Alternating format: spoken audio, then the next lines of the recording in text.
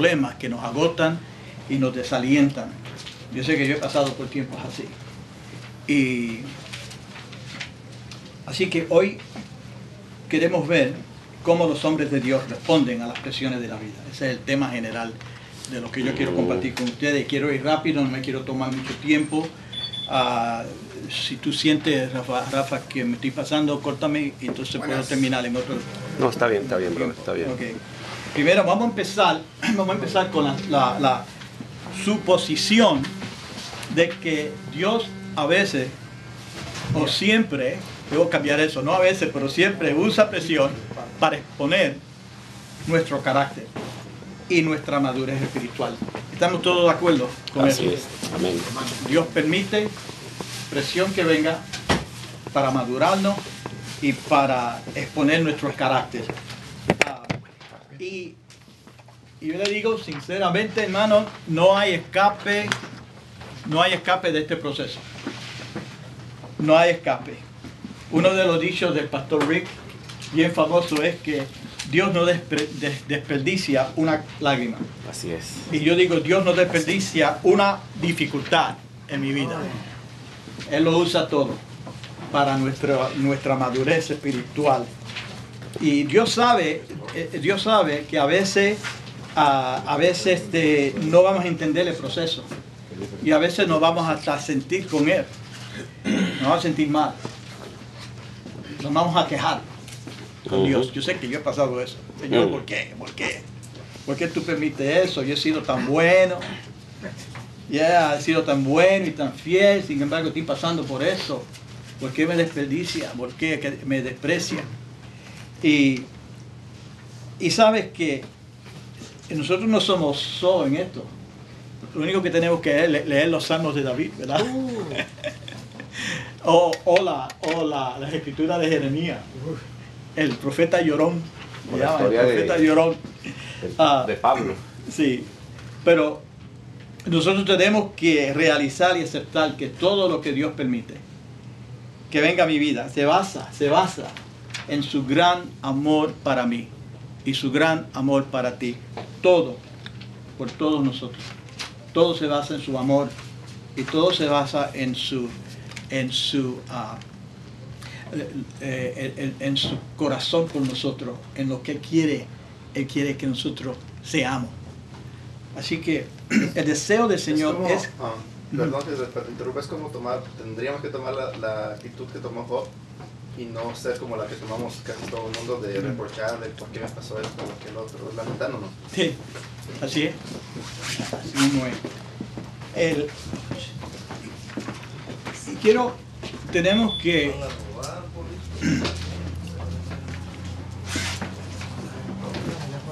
Jóvenes. Pásenle, chamacos, pásenle. Pásenle. Pásenle.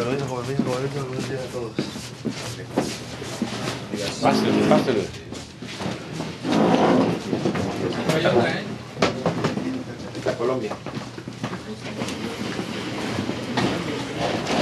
Ey, siéntate aquí, mira. Ser así, mira. Como rey, ¿ah? Como rey. Disculpa, Orlando. No está bien. Pasa el patrón, mire.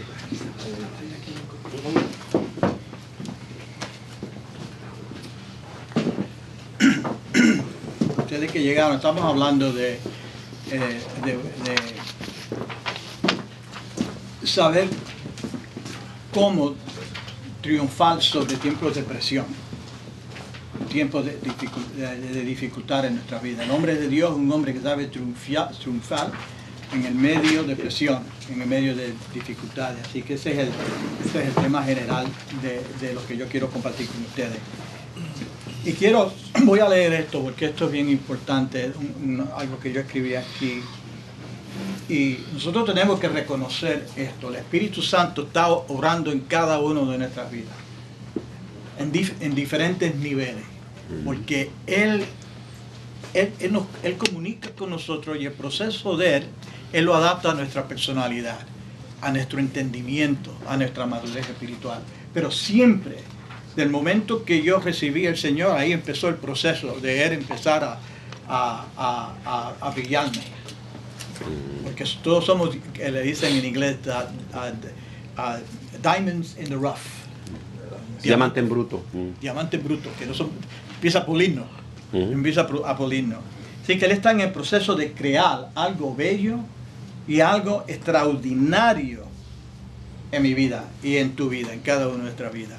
Tenemos que saber eso, tenemos que realizar eso. Dios está en ese proceso. Nosotros somos obras en proceso. Él nos está perfeccionando. En esta vida nunca no vamos a ser 100% perfectos. Eso va a suceder cuando el Señor venga y cuando lo miremos cara a cara, estemos con Él. Sí. Entonces vamos a ser como Él. Pero mientras tanto, el proceso de perfeccionando sigue obrando en cada uno de nuestras vidas. ¿Y sabe algo? El Señor está dispuesto, Dios está dispuesto a que nosotros, que yo tenga un poquito de molestia, un poquito de disgusto hoy, si eso me va a ayudar a realizar sus propósitos en mi vida. Así que por más que yo llore, por más que me queje, en su amor y en su sabiduría, Él dice, esto va a pasar, pero tú vas a aprender algo bien importante de esta situación, de esta dificultad, de esta presión. Vas a realizar algo que te va a ayudar a cumplir mis propósitos en tu vida, a realizar mis propósitos en tu vida. Quiero leer a Mateo, lo voy a leer, Mateo 7, 24 a 27. Es una escritura que todos nosotros conocemos y la hemos usado en esta serie. Por tanto, 24, por tanto, todo el que me oye estas palabras y las pone en práctica es como un hombre prudente que construyó su casa sobre la roca. Cayeron las lluvias, crecieron los ríos y soplaron los vientos y azotaron aquella casa. Con todo, la casa no se derrumbó porque estaba cimentada sobre la roca. Pero todo el que me oye estas palabras y no las pone en práctica es como un hombre insensato que construyó su casa sobre la arena. Cayeron las lluvias, crecieron los ríos y soplaron los vientos y azotaron aquella casa. Y esa se derrumbó y grande fue su ruina. Wow. Así que sabemos, esto nos afirma de la importancia de edificar nuestras vidas en la palabra de Dios, en las verdades de la palabra de Dios. Ese es el mensaje principal aquí. Cuando lo hacemos, edificamos nuestra vida en la palabra de Dios. Cuando vengan los azotes, cuando vengan las presiones, las dificultades, vamos a quedar firmes. Qué bueno.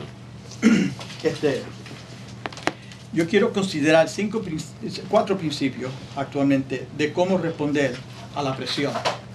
Y ahí lo tienen en su bosquejo. Primero, número 1, prepárate para presión. Prepárate para presión. Juan 16, 33, contestó Jesús así: miren que la hora viene, y ya está aquí, en que ustedes serán dispersados y cada uno se irá a su propia casa, y a mí me dejarán solo. Sin embargo, solo no estoy, porque el Padre está conmigo. Quiero que me enseñe eso. Jesús estaba preparado para lo que él sabía que iba a venir, la presión que iba a venir. Él estaba preparado. En su tiempo de dificultad y presión, el Señor se enfocó en su relación con su Padre Celestial. Esto nos enseña que también nosotros en nuestros tiempos de presión y dificultad, el enfoque debe ser en nuestra relación con nuestro Padre Celestial. Amén. Así como lo hizo Jesús. Ustedes que son padres y esposos, y esto es un consejo que le voy a dar a ustedes. Sé que la mayoría de ustedes son padres. Los más jóvenes tienen niños pequeños y tienen esposas. Yo no tengo esposa ahora, pero en un tiempo tuve una esposa. Así que yo hablo de experiencia como un esposo. Les aconsejo de mi corazón. Esto es un mensajito aparte. No lo voy a cobrar por este consejo. ¿Okay? Este consejo es gratis. O hermanos, no se descarguen con sus esposas. Cuando estén bajo presión, no se descarguen con sus esposas o con sus hijos. Hablen con Dios. Vamos a expresarle y vamos a desahogarnos con Dios. Le expreso al Señor mis sentimientos, mis temores, mis dudas. Su esposa y sus hijos necesitan ver en ti una roca de fe y confianza. Eso es un consejo, se lo voy a decir a ustedes.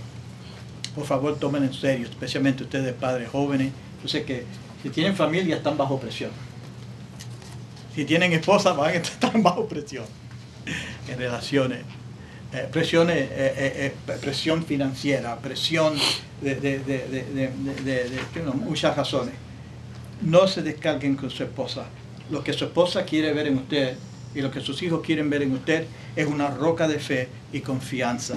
En tiempos difíciles, lo peor que pueden hacer es que tu esposa te vea gimiendo y temblacoso. O tus Como hijos una te vean mujer. gimiendo y temblacoso. Le digo eso porque yo lo he visto. Lo he visto. Y yo sé que el Señor, eso yo estoy seguro que entristece el corazón de Dios. Porque eso no es la clase de hombre que Él quiere que nosotros seamos. Yo sé que lo más seguro que eso no lo aplique, aquí no lo aplica a nadie, así que yo solamente un consejo general de mi propia experiencia como esposo. A veces yo me descargaba con mi esposa y eso fue un error grande que cometí. Porque si la esposa ve que yo no estoy, que yo estoy inseguro y que yo estoy temblando y que yo no sé lo que estoy temeroso, eso no le va a fortalecer a ella, eso no la va a que ella tenga confianza en mí. Tenemos que recordarnos esto siempre. Recuerda que tú eres la cabeza espiritual de tu hogar. Tú eres la cabeza espiritual de tu hogar. Actúa de acuerdo. Hay una cosa, hablando de ese tema que estás hablando, muy, muy interesante. Los grandes hombres en la historia de la humanidad y los héroes de la fe siempre han sido hombres que han mantenido su posición en el hogar. Muy difícilmente Dios pueda dar un ministerio o un trabajo o una posición de renombre a aquel que no tiene su hogar en sujeción. Es muy difícil. Así mismo es. Porque, y nos damos cuenta en la sociedad que estamos viviendo hoy, donde vemos que, claro, es bueno que la mujer trabaje para que ayude al hombre porque vivimos otros tiempos, pero también hay que entender que la responsabilidad no es de la mujer.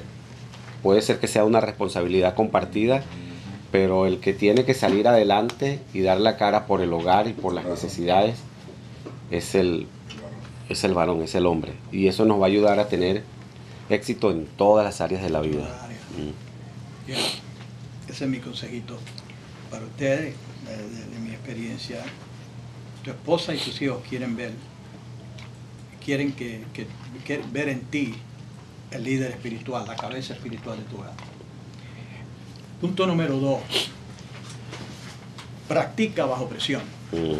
Practica bajo presión. Marcos 12:14. Al llegar le dijeron: Maestro, sabemos que eres un hombre íntegro. No te dejas influir por nadie porque no te fijas en las apariencias, sino que de verdad enseñas el camino de Dios. ¿Está permitido pagar impuestos al César o no? Dejemos pagar o no. Una de las cosas, de las reglas que hemos aprendido que hay en este estudio de la Biblia, creo que el domingo pasado cuando yo prediqué, me lo mencioné, es importante conocer el contexto. ¿Quién le estaba hablando al Señor? Estaba hablando a los fariseos y los saduceos. Así es. Y el propósito de ellos era buscar una forma de entrapar al Señor, de poder acusarlo. Ese es el propósito de ellos. Así que estas palabritas que dijeron, que tú eres un hombre íntegro y no te dejas influir, eso solamente, eso un adorno, ¿no? Un adorno. Eso para, están buscando entraparlo, ¿verdad? Fíjense en lo que hizo Jesús bajo presión con los líderes religiosos, que estaban buscando cómo entraparlo. Jesús puso en práctica lo que predicaba, mantuvo su integridad y mostró sabiduría divina. A veces, y este es el punto este es el punto de esta historia, a veces cuando estamos bajo presión, vamos a ser tentados a bajar nuestra guardia y no ser completamente íntegro o completamente honesto. ¿Saben lo que digo? Especialmente cuando estamos bajo mucha presión es cuando Dios está evaluando nuestro carácter. Así es. Cuando estamos, por ejemplo, haciendo los presupuestos, ¿verdad? Estamos bajo presión financiera. Y ahí, ¿cuál es la tentación ahí? Fingir un poco, ¿verdad? Un poquito, mentir un poquito aquí, mentir un poquito allá. Sacar ventaja, ¿no? Sacar ventaja. Ya, o si me ponen entre la espada y la pared en una situación, buscar una forma de escaparme, pero violando mi sentido de integridad y violando mi honestidad.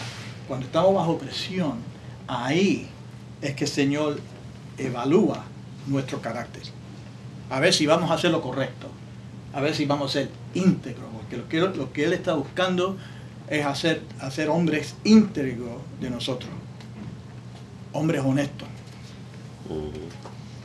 Primera Crónica 29:17 dice así: yo sé, mi Dios, que tú pruebas los corazones y amas la rectitud. Por eso, con rectitud de corazón, te he ofrecido voluntariamente todas estas cosas. Y he visto con júbilo que tu pueblo aquí presente te ha traído sus ofrendas. Piensen eso. Yo sé que mi Dios, que tú pruebas los corazones y amas la rectitud. El Señor siempre está probando, nos pone en situaciones para probar nuestros corazones. Y si vamos a ser rectos en el medio de dificultades. Número 3. Cambia tu perspectiva de la presión. Cambia tu perspectiva de la presión. Santiago 1:12 dice así: dichoso el que resiste la tentación, porque al salir aprobado recibirá la corona de la vida que Dios ha prometido a quienes lo aman. Wow, este verso tiene una promesa tan bonita. Este verso. Lo que este verso nos quiere decir a nosotros es: no considere tiempo de presión como algo negativo o un castigo o una maldición, sino como una oportunidad de ser aprobado por Dios. Para crecer, ¿no? Y demostrar nuestro amor y nuestra confianza en Él y para crecer. Así que tenemos que cambiar cuando nos encontremos en dificultades y presión. Tenemos que cambiar nuestra perspectiva, ver lo positivo en esta situación. Ver lo positivo, ver la situación como una oportunidad para nosotros crecer y ser aprobados de Dios. Y fíjate la promesa aquí: recibirá la corona de la vida. Yo le digo algo, yo no puedo pensar en una bendición más grande de saber que tengo la prueba de Dios. La Biblia dice que no va a decir al Señor cuando lleguemos al cielo, los fieles: entra a el reposo de tu Señor, ya. El reposo de tu Señor. El apruebo de Dios. Siervo fiel. Eso es más importante para mí que ninguna otra cosa. Saber que Señor, que tengo su sonrisa en mi vida, no porque soy perfecto, no porque no tengo falta, sino porque mi corazón está en su sitio, en un sitio bueno. Mi corazón está abierto para aprender, para recibir de Él, para crecer espiritualmente, para saber cómo responder a las pruebas que vienen en mi vida. El Señor ve la actitud y el Señor ve el corazón. Perseveremos bajo las aflicciones de la vida. Número 4. Edifiquemos una fundación que va a permanecer sólida e inmovible bajo presión. Edifiquemos una fundación que va a permanecer sólida e inmovible bajo presión. Y yo quiero usar la historia de Simón y Jesús, la historia cuando el Señor cambió el nombre de Simón y le dijo, ahora te voy a llamar Pedro. Te voy a llamar Pedro, tú vas a ser una roca. Quiero desempacar esa escritura y quiero usar la regla de interpretar el verso, que es, las copié aquí. Primero, observación, ¿qué dice? Segundo, interpretación, ¿qué significa? Tercero, correlación, ¿qué otros versos lo explican? Y cuarto, y lo más importante, aplicación, ¿cómo practico esto en mi vida? Eso es lo más importante. Y quiero hacer varias preguntas. Jesús le dijo a Simón, tu nombre ahora será Pedro, la roca, y en esta piedra será edificada la iglesia. Aquí puse 3 preguntas que quiero desempacar. ¿Cuál es el significado de estas palabras de Jesús? ¿Qué representa la roca? ¿Qué representa la llave? Así que vamos a leerla bien rápida. Mateo 16. Mateo 16.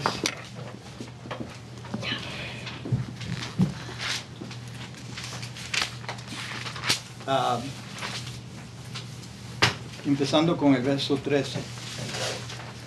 Dice así, cuando llegó a la región de Cesarea de Filipo, Jesús preguntó a sus discípulos, ¿quién dice la gente que es el Hijo de Dios, el Hijo del Hombre? Le respondieron, unos dicen que es Juan el Bautista, otros que Elías, y otros que Jeremías, y uno de los profetas. Entonces Jesús, y ustedes, le dijo Jesús, y ustedes, ¿quién dicen que yo soy? Fíjense aquí, cuando yo leí esto me mostró algo muy interesante del Señor. Primero el Señor le pregunta, ¿qué dice la gente? ¿Verdad? ¿Qué opina el vecino? Sí. Y sabemos lo que decían la gente. La gente veían a Jesús. Para ellos no entendían de que no era un hombre común. Para ellos es un hombre común, uno que decía que le decían que era un maestro, que era un profeta, que era esto, que era lo otro. Muchas opiniones de quién era la persona de Jesús. Pero el Señor estaba interesado y le dijo, ¿y quién creen ustedes que yo soy? Y eso es algo significante para mí, porque eso es algo que el Señor hace en mi vida, en cada una de nuestras vidas. Sí, hay muchas opiniones, pero yo estoy interesado en lo que tú crees en tu corazón, lo que tú piensas de mí, tu revelación de quién yo soy. Dios está interesado, Jesús está interesado. Él siempre aplica estas preguntas a nuestra persona. Es una pregunta personal, personal, ¿verdad? Y le dijo Pedro, tú eres el Cristo, el Hijo del Dios viviente, afirmó Simón Pedro. Dichoso tú, Simón, hijo de Jonás, le dijo Jesús, porque eso no te lo reveló ningún mortal, sino mi Padre que está en el cielo. Yo te digo que tú eres Pedro, y sobre esta piedra edificaré mi iglesia, y las puertas del reino de la muerte no prevalecerán contra ella. Te daré las llaves del reino de los cielos. Todo lo que ates en la tierra quedará atado en el cielo, y todo lo que tú desates en la tierra quedará desatado en el cielo. Luego le ordenó a sus discípulos que no le dijeran a nadie que era Cristo. Yo quiero desempacar eso un poquito, porque es muy importante para el tema que tenemos, el significado de estas palabras. ¿Qué representa la roca?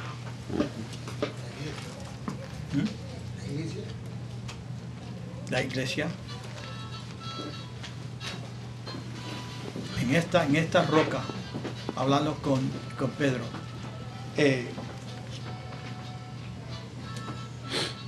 para la iglesia hay mucho mal entendimiento de lo que significa la roca.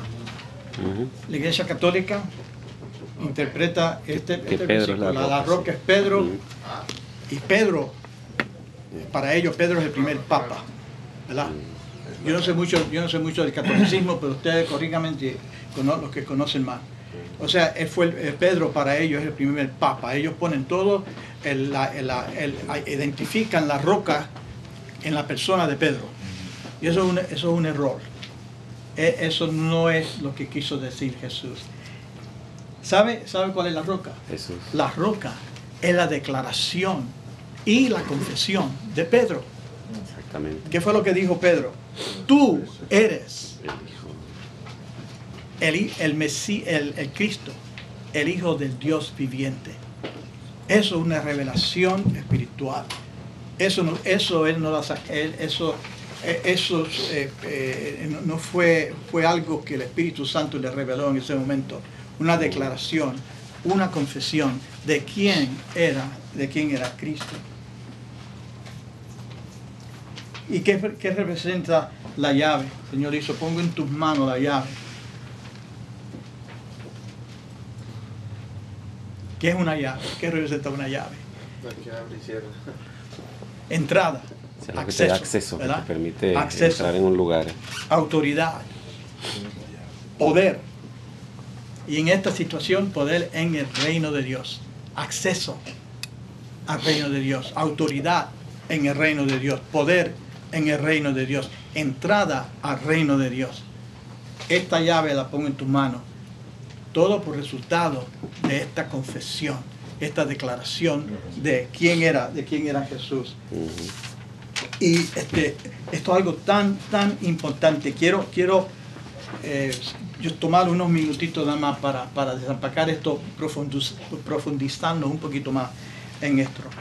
Saben que Jesús acaba de hacer uno de los milagros más grandes de su ministerio. Multiplicó el pan y los peces.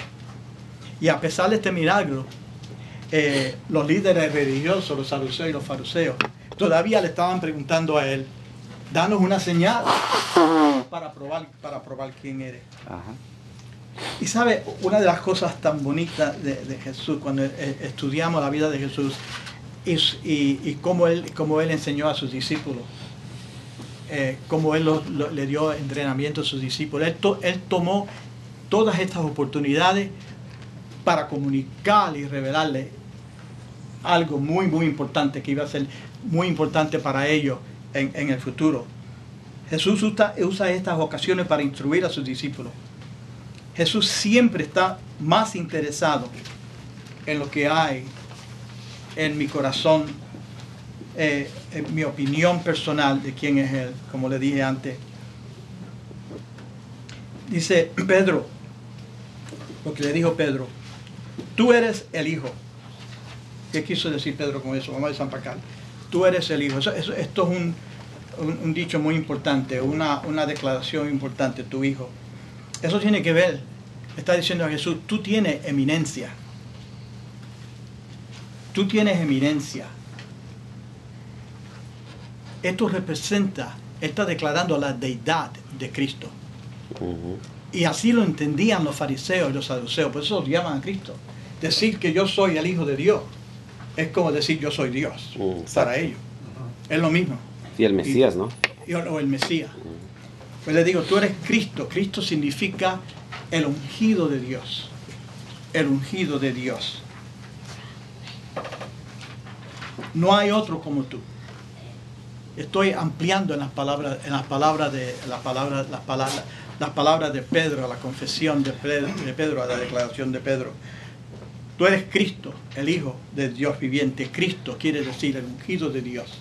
Eso lo distingue a Jesús de todos los otros hombres. El ungido de Dios. Tú eres el Hijo de Dios. Ahí está afirmando la deidad, declarando la deidad, la divinidad de Cristo. Y no solamente eres el Cristo, no solamente eres el Hijo de Dios, pero tú eres el Dios viviente. El Dios viviente. ¿Y por qué esto es importante, el Dios viviente? Esta frase distingue, así se dice, distingue a Jesús y a Dios de todos los demás ídolos. Los ídolos de aquel tiempo y los ídolos del Viejo Testamento eran dioses muertos. Pero nuestro Dios es un Dios viviente. Un Dios viviente. Alguien, busca José 3:10. José 3:10. Josué. Tú, A ver. Rafa, Primera de Samuel 17, primera de Samuel 17, y Benny, Jeremías 10:10.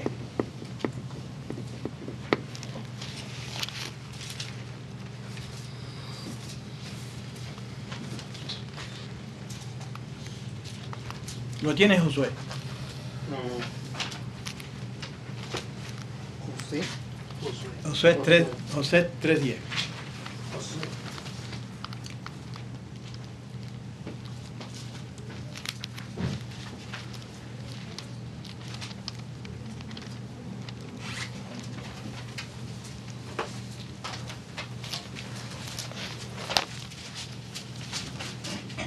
Josué 3:10, sí. y añadió, ¿lo leo? Sí, leo. Y añadió, ahora sabrán que el Dios viviente está en medio de ustedes, y que de seguro expulsará a los cananeos, los hititas y los heveos, los fereceos y los gergeseos, los amorreos y los jebuseos. Muy bueno. Lo que yo quería enfatizar es en la primera parte, que quiere decir Jesús 3:10, el Dios viviente que está aquí. ¿Dónde? En el medio de ustedes. El Dios viviente. Así que el Dios de Israel era un Dios viviente, no como los dioses de las naciones paganas. Primera de Samuel, Rafa 17 y verso 26. Verso 26. Entonces habló David a los que estaban junto a él diciendo, ¿qué harán al hombre que venciere a este filisteo y quitare el oprobio de Israel? Porque ¿quién es este filisteo incircunciso para que provoque a los escuadrones del Dios viviente? Quédate ahí. Para que desafíe a los ejércitos del Dios viviente. Yo quiero enfatizar ese punto de quién es nuestro Dios, el Dios viviente. Y Benny, Jeremías 9:10. 10:10.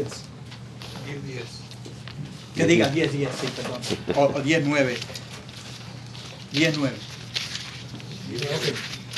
Traerán plata batida de Tarsis y oro de Ufas, obra del artífice y de manos del fundidor, los vestirán de azul y de purificación. Pero aquí viene 10:10. Sí, sigue leyendo, sí. Mas Jehová es el Dios verdadero. Él es Dios vivo y Rey eterno. A su ira la tierra tiembla y las naciones no pueden sufrir su indignación. Dios verdadero, Dios viviente. ¿No ve la importancia de esa declaración de Pedro? Yo creo que lo menos que pensaba Pedro es que él estaba haciendo una declaración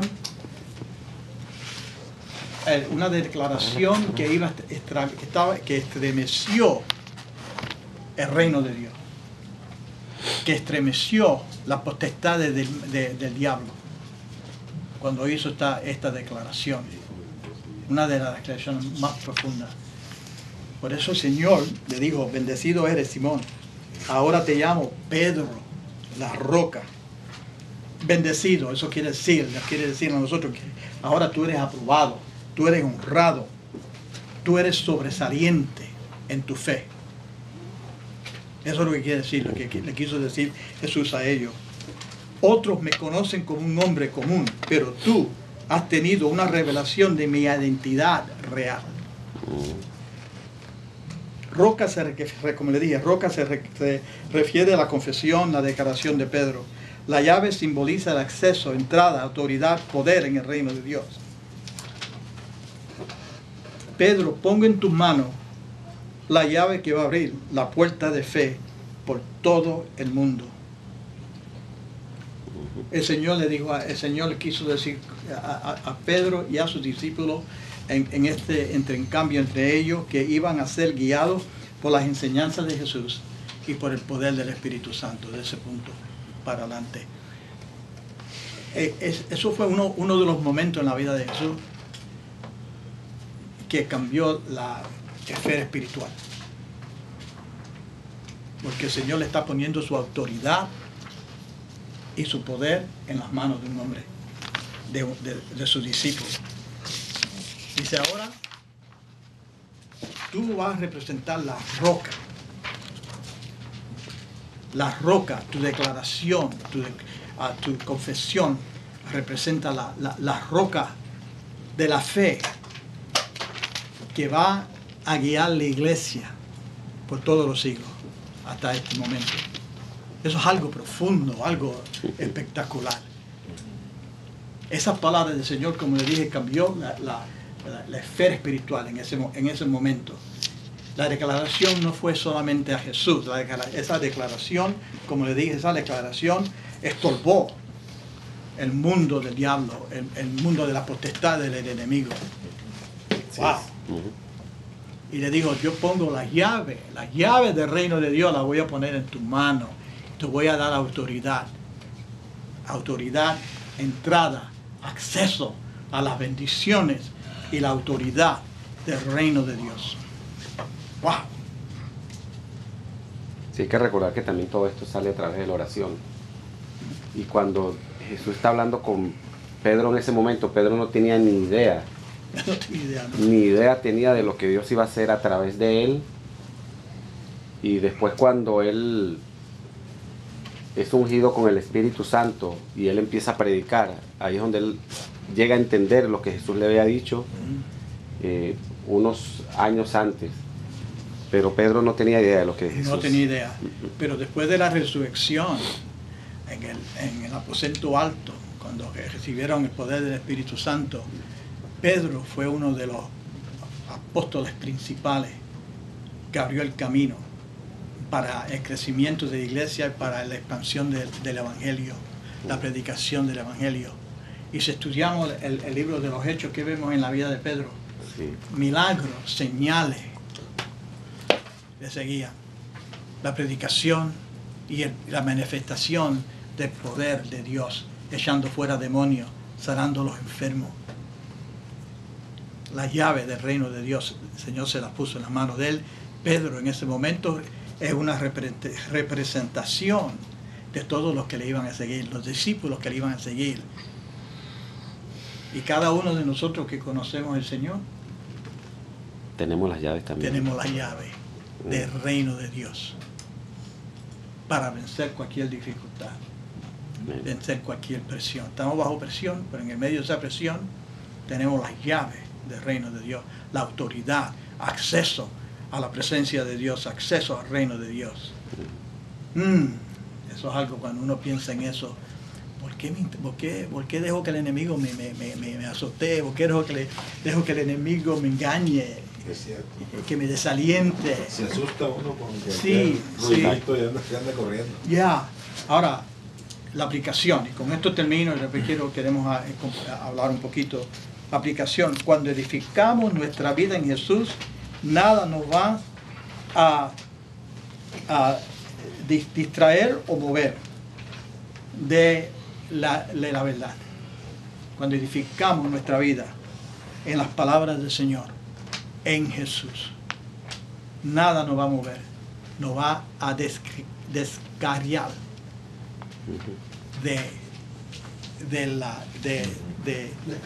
del camino de Dios. Jesús es la roca de nuestra salvación. Él es la roca de nuestra salvación. Así con eso lo que yo quiero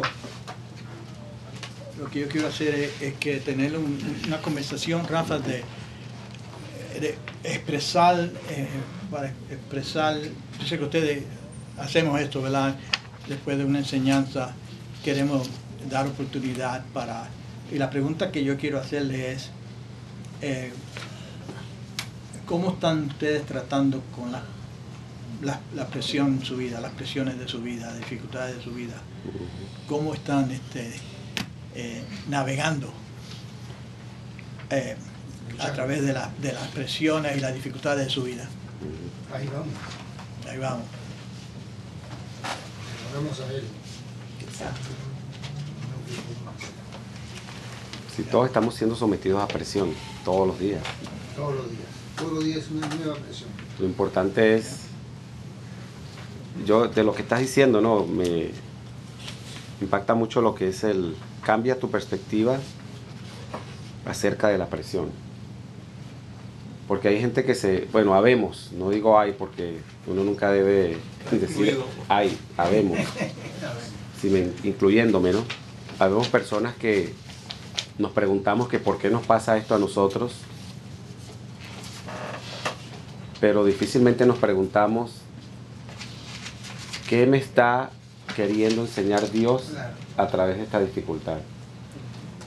Y entonces, si cambiamos la perspectiva, no es que va a ser más fácil, porque el problema va a ser el mismo, pero por lo menos mi actitud hacia el problema va a cambiar.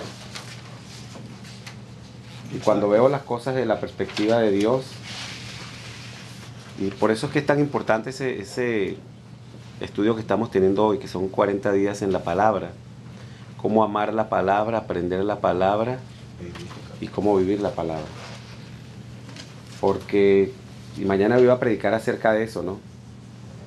A veces nos dejamos llevar por los sentimientos, y los sentimientos son tan engañosos, y de repente la presión, si no se maneja de manera adecuada, puede hacer mucho daño en la vida del creyente. Y como dice Orlando, ¿no? Esto de la olla de presión. Todos somos como ollas de presión, y toda olla de presión tiene una válvula de escape. Nuestra válvula de escape se llama la palabra de Dios y la oración. Hay gente que la válvula de escape es el alcohol, las drogas, maltratar a la mujer, o golpear a los hijos, o hacer cualquier cosa, o tener mal carácter, o lo que sea, o enfermarse físicamente. Y eso es una válvula de presión, pero no es la correcta. En el creyente, la válvula de presión es